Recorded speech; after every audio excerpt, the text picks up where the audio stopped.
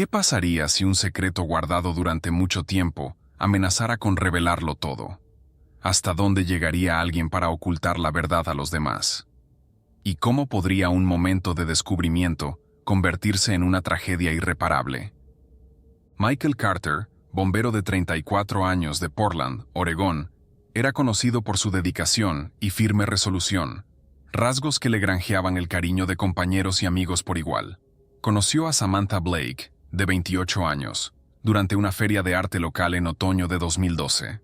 Samantha, una vibrante y creativa profesora de arte de secundaria, presentaba un stand en el que se exhibían proyectos de estudiantes diseñados para inspirar a las mentes jóvenes. Su cálida sonrisa y su atractiva personalidad cautivaron a Michael, y ambos entablaron rápidamente una conversación que se convertiría en un romance relámpago. Su vínculo se hizo más fuerte a medida que hablaban de los principios en los que ambos creían, especialmente su deseo de ayudar a los demás. Después de casarse a principios de 2014, fue un evento pequeño con solo familiares y amigos cercanos. Samantha sintió que era un nuevo capítulo en su vida, lleno de amor, estabilidad y la promesa de un futuro mejor. Pero bajo la superficie, guardaba un secreto que nunca había compartido con Michael. Era transexual, una parte de su pasado que había mantenido oculta durante años. Se convirtió en mujer tras la transición a los 20 años, y desde entonces se sentía orgullosa de ello. Su trabajo como profesora y su apoyo a la libertad de expresión eran aspectos de su trayectoria. Sin embargo, los valores conservadores de la familia de Michael y su educación tradicional y unida la hicieron cuestionarse si su verdad sería aceptada. Temiendo el rechazo y la posibilidad de que su vida en común se desbaratara, evitó cuidadosamente hablar de su infancia y desvió cualquier pregunta que Michael le hiciera sobre su pasado. A medida que su matrimonio avanzaba, los problemas internos de Samantha aumentaban. Le contó a su mejor amiga, Rachel Ortiz, lo difícil que le resultaba mantener su nombre en secreto. Rachel, que había apoyado a Samantha durante su transición, la animó a encontrar el momento adecuado para contárselo a Michael. Pero Samantha temía las consecuencias, sobre todo en una comunidad en la que la comprensión no siempre era un hecho. La mañana del 25 de marzo de 2014, Michael volvió a casa, a su acogedor apartamento de Belmont Street, una zona de moda de Portland. Al abrir la puerta, le recibió una escena de devastación. El cuerpo sin vida de Samantha yacía en la cama. Su piel mostraba los signos reveladores de una lucha violenta. La habitación estaba desordenada, sábanas rotas, un marco destrozado y el cuaderno favorito de Samantha tirado en el suelo. La tragedia que se desencadenó pronto sacaría a la luz las verdades ocultas que habían atormentado sus vidas. Michael se tambaleó hacia atrás, temblando mientras la imagen del cuerpo sin vida de Samantha se grababa a fuego en su mente. Su voz se quebró al llamar al 911, luchando por transmitir el caos que lo recibió. La operadora, tranquila pero urgente, le prometió que la ayuda llegaría de inmediato. En cuestión de minutos, las luces parpadeantes iluminaron la calle, normalmente serena, ahora alterada por el peso de la tragedia. El detective Adrian Cole, un experimentado investigador famoso por su meticulosidad, fue uno de los primeros en llegar. El tranquilo barrio de Belmont rara vez veía crímenes de esta magnitud, y la escena que le esperaba hacía presagiar una noche de violencia inimaginable. Su cuerpo yacía sobre la cama, con una expresión congelada de terror. La colcha estaba desgarrada. Una lámpara de cabecera hecha añicos y leves manchas de sangre en las sábanas sugerían una lucha desesperada. La compañera del detective Cole, la doctora Deborah Harris, especialista forense, observó rápidamente las marcas en el cuello de Samantha que indicaban estrangulamiento. Pero lo que más le llamó la atención fueron las cicatrices difuminadas en el pecho y el abdomen. La colocación era deliberada, simétrica y diferente a todo lo relacionado con el caos de la escena. Por un momento, Deborah especuló si se trataba de un elemento ritual o un acto simbólico. «Adrian, mira esto», dijo, señalando las cicatrices. Son quirúrgicas, no de una pelea. Aquí hay algo más. El descubrimiento de Débora del historial médico de Samantha reforzó la idea. Las cicatrices eran restos de cirugías de reafirmación de género a las que se había sometido años antes. Esta información cambió la investigación, revelando un motivo personal para el crimen. Mientras Adrian y Débora examinaban las pruebas, descubrieron un cuaderno de bocetos en el que Samantha había plasmado sus emociones a través del arte. Una serie de dibujos revelaban su agitación interior, escenas de alegría y amor intercaladas con imágenes de secretismo y miedo. Estaba claro que Samantha había llevado una carga que pocos conocían. En el vestíbulo, Michael estaba sentado en una silla, con las manos temblorosas mientras los agentes le interrogaban. Sus respuestas eran inconexas y su actitud distante, lo que levantó sospechas de inmediato. «Anoche nos quedamos en casa», murmuró Michael.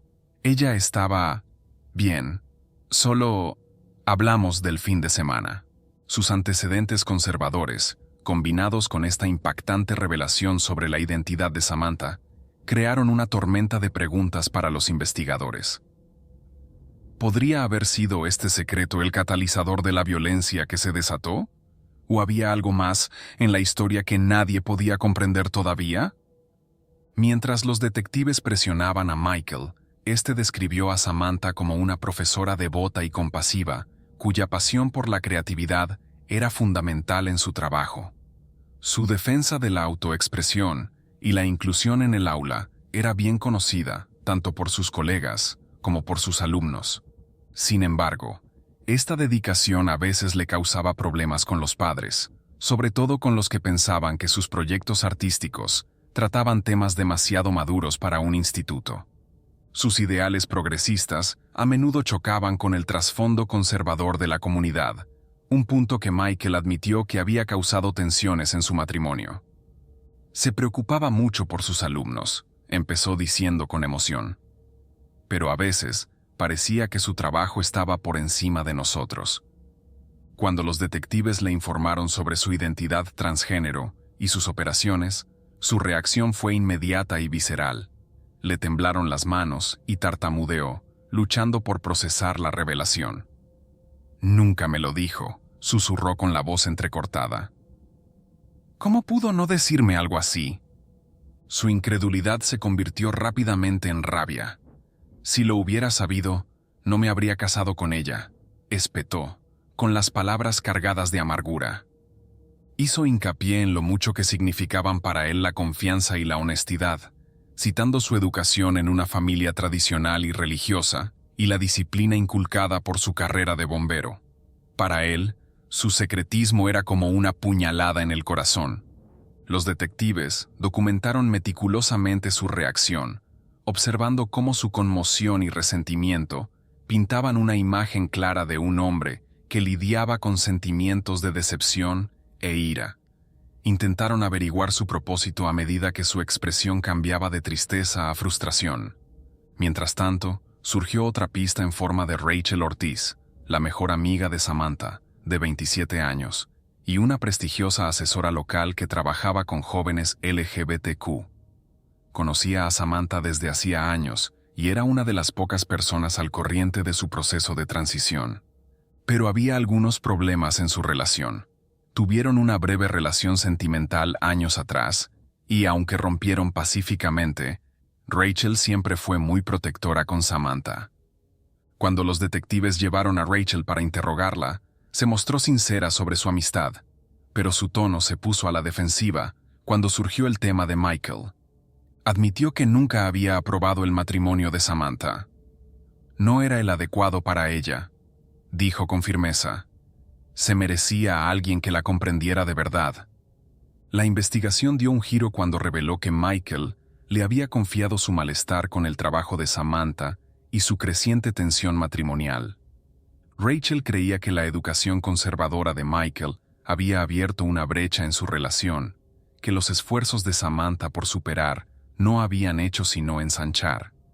Los detectives no podían ignorar su creciente agitación. Su actitud protectora, unida a sus sentimientos por Samantha, la convertían en una persona de interés. El caso estaba ahora envuelto en secretos, traiciones y emociones sin resolver, dejándoles inseguros sobre la verdad. Las motivaciones de Rachel estaban lejos de ser claras. Aunque presentó su sugerencia de un matrimonio abierto como una forma de ayudar a la pareja a superar sus diferencias, sus verdaderas intenciones eran mucho más personales. Su atracción por Samantha nunca había disminuido, incluso después de que su relación romántica terminara. La idea de reavivar esa chispa al tiempo que satisfacía su deseo por Michael era una perspectiva tentadora, por la que trabajó incansablemente para hacerla realidad. Los métodos de Rachel iban desde conversaciones sutiles hasta maniobras más calculadas. Con Samantha, hizo hincapié en la libertad potencial y el alivio emocional que podría suponer un acuerdo así. Con Michael, su enfoque fue más agudo, apelando a sus frustraciones y ofreciendo lo que ella describió como una solución moderna a sus diferencias. «Podría funcionar para todos», le dijo una vez, con voz sugestiva. Los detectives sospechaban cada vez más que las intenciones de Rachel distaban mucho de ser altruistas. Durante el interrogatorio, se mantuvo desafiante, negando su manipulación y presentándose como una amiga incomprendida, atrapada en las complejidades del amor y la atracción. «Solo quería ayudarles», insistió. Sin embargo, el hecho de que admitiera que seguía manteniendo relaciones sexuales con Michael dibujaba un panorama diferente, de conflicto, celos y emociones sin resolver. Otras entrevistas revelaron que Michael había encontrado una carta escondida entre los efectos personales de Samantha semanas antes de su muerte.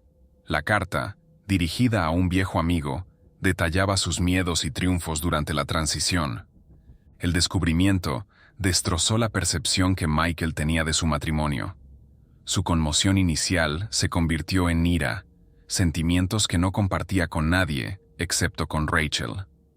Ahora que la policía sabía cómo se sentía Michael, pensó que Rachel podría haberle enfadado aún más al saber cómo se sentía. Intencionadamente o no, su presencia e influencia añadieron un elemento volátil a una relación ya de por sí frágil. Los detectives se centraron en Garrett Mitchell, de 36 años, amigo íntimo de Michael y respetado entrenador de fútbol americano en un instituto de Portland. Conocido por sus valores tradicionales y su presencia imponente, a menudo servía de confidente a Michael. Sin embargo, pronto descubrieron que Garrett tenía sus propios secretos, lo que dio al caso un giro sorprendente. A menudo había expresado su desaprobación por la defensa de Samantha, en particular por su empeño en incluir temas progresistas en el plan de estudios de arte de la escuela. Cuando hablaba informalmente con Michael de estas preocupaciones, hacía ver a Samantha como alguien cuyas creencias eran diferentes de las de los miembros de su grupo conservador. Sin embargo, a medida que los investigadores indagaban en los antecedentes de Garrett, descubrían una doble vida oculta que lo pintaba de otra manera. Los registros financieros revelaron una serie de transacciones discretas vinculadas a clubes privados, conocidos por albergar reuniones exclusivas para personas de la comunidad LGBTQ+. Garrett, dechado de valores conservadores, llevaba años asistiendo a estos eventos, ocultando su verdadera identidad a todo el mundo, incluido Michael. La revelación más impactante se produjo durante un interrogatorio, en el que admitió a regañadientes un oscuro incidente. Varios meses antes, tras una fiesta nocturna, Garrett había drogado a Michael con la excusa de ayudarle a relajarse después de una semana estresante. Cuando Michael se desmayó, los sentimientos de Garrett por su amigo, que nunca había dicho en voz alta, salieron a la luz de una forma muy preocupante. Le había agredido sexualmente mientras estaba incapacitado. Michael, inconsciente de lo ocurrido, seguía viendo a Garrett como un aliado de confianza. Los detectives se quedaron atónitos ante la confesión de Garrett, dándose cuenta de que añadía otra capa de traición a una narración ya de por sí enmarañada. Empezaron a preguntarse si sus sentimientos por Michael se habían convertido en celos hacia Samantha. Era un fuerte sospechoso debido a sus celos y a la vergüenza y rabia que sentía en su interior. La teoría de que podría haber influido en el creciente resentimiento de Michael hacia Samantha cobró fuerza. Consideraron si las propias luchas de Garrett con la identidad podrían haber alimentado sus acciones o avivado la ira de Michael, empujándolo más cerca de una confrontación. La noche del 24 de marzo de 2014, pocas horas antes de la muerte de Samantha, Garrett había visitado a Michael sin avisar. Un vecino confirmó haber visto a los dos hombres discutiendo en el porche, aunque sus palabras no estaban claras. Los detectives teorizaron que Garrett podría haber instigado una discusión sobre la identidad de Samantha, inflamando aún más las emociones ya volátiles de Michael. En las primeras horas del 25 de marzo, Michael estaba consumido por sentimientos de traición e ira. Su disciplina y educación militares, arraigadas en rígidos puntos de vista sobre el género y la identidad, chocaban con el peso del secreto de Samantha. Sentado a solas en el salón poco iluminado de su apartamento de Belmont Street, su mente se agitaba con pensamientos contradictorios. Los detectives creen ahora que fue esta tormenta emocional la que condujo a los trágicos acontecimientos que siguieron, en los que la influencia de Garrett desempeñó un papel potencialmente fundamental. El enfrentamiento estalló a última hora de la tarde del 24 de marzo de 2014, en el estrecho. Michael, con la voz temblorosa por la rabia, se enfrentó a Samantha por la carta que había descubierto. Ella se mantuvo firme, con los brazos cruzados, tratando de mantener la compostura a pesar de la energía volátil que irradiaba su marido. «Quería decírtelo», empezó, con voz tranquila pero quebrada por el peso del momento. «Tenía miedo de lo que harías». Su rostro se torció de ira. «¿Miedo? Me mentiste, Samantha», gritó él, golpeando la encimera con el puño. «Construiste todo este matrimonio sobre una mentira». Su voz se volvió más desesperada. «Te quería, todavía te quiero, porque eso no puede ser suficiente». Pero sus palabras parecían caer en saco roto. La mente de Michael se agitó. Sus rígidas creencias chocaban con la grave traición que sentía. En un momento de furia ciega, la agarró por los brazos. «Me has engañado», murmuró, con voz grave y venenosa. Lo que sucedió a continuación fue un caos brutal. Empujó a Samantha contra la pared de la cocina, rodeándole el cuello con las manos, mientras sus emociones se desbordaban. Ella le arañó, tratando de zafarse, pero Michael la agarró con más fuerza. Sus forcejeos se debilitaron y se desvaneció en el suelo. En el silencio que siguió, Michael se quedó helado, con el pecho agitado mientras miraba su cuerpo sin vida. Consciente de la gravedad de lo que había hecho, se apresuró a hacer creer que había sido un intruso violento. Volcó sillas, arrancó una cortina de la ventana y tiró un jarrón al suelo, haciéndolo añicos. Arrastró el cuerpo hasta el dormitorio y lo colocó sobre la cama para que pareciera una emboscada. Sus movimientos eran frenéticos pero calculados. Su mente buscaba cualquier forma de evitar sospechas. Durante la semana siguiente, Michael intentó seguir adelante como si nada hubiera ocurrido. Fue a trabajar, se reunió con amigos para tomar café e incluso se pasó por la ferretería local para comprar un jarrón nuevo, todo ello evitando cuidadosamente el apartamento cuando oscurecía.